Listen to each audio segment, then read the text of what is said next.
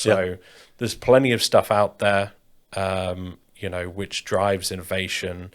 And sometimes it's really taking that leap of faith, into something which is really going to sort of deliver results.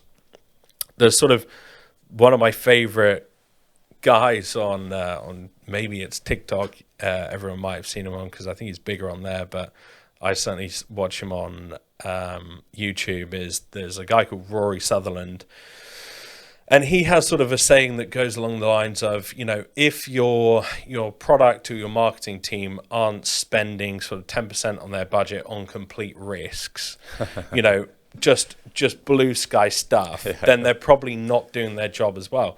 And I would fully agree with him. Like, if you're not taking sort of like a marketing risk sometimes, or trying something slightly different to sort of the traditional way of doing some things, or even on the product, you're not trying to do something, you can always reverse something back as well. So people think, oh, wait a minute, this is going to cause loads of damage. Potentially not, because you can always still go back to what you had, or just remove that as an option sort of altogether. Generally speaking, it's not going to sort of necessarily harm your overall business.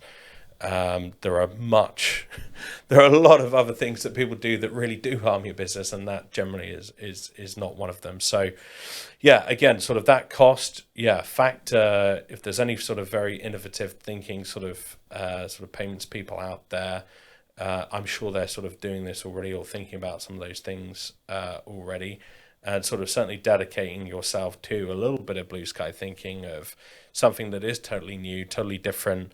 There's a lot of value that can really be taken from that, because that's really where those 10x, ideas and leap sort of frog moments come from.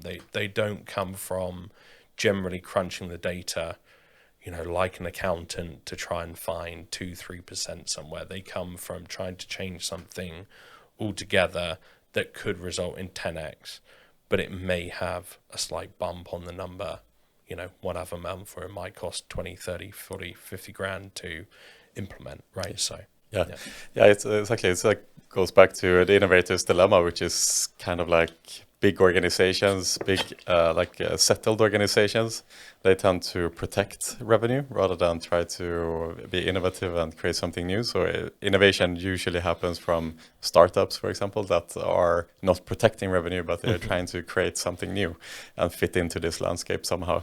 And a really good example, as you point out before, of 10% of budget should go to experiments, let's say.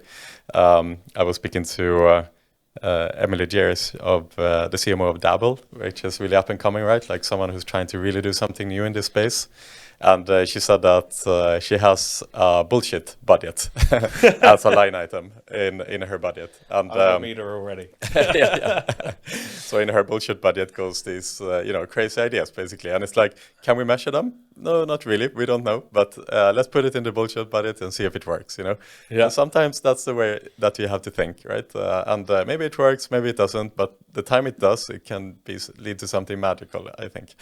And in many organizations, especially when you get more established, there is that risk of people just playing it safe, because at the end of the day, they care more, of course, about their own profile in the company and ensuring that they are staying safe. Maybe they have a family to feed, and they don't want to take risk of losing a job by making a mistake. So instead, you become very risk averse, and you just try to fly under the radar in a lot of cases and not take that risk, basically. But this is a danger in a company. You need to absolutely. You need to allow for that experimentation and the kind of fail fast approach to exist right within boundaries.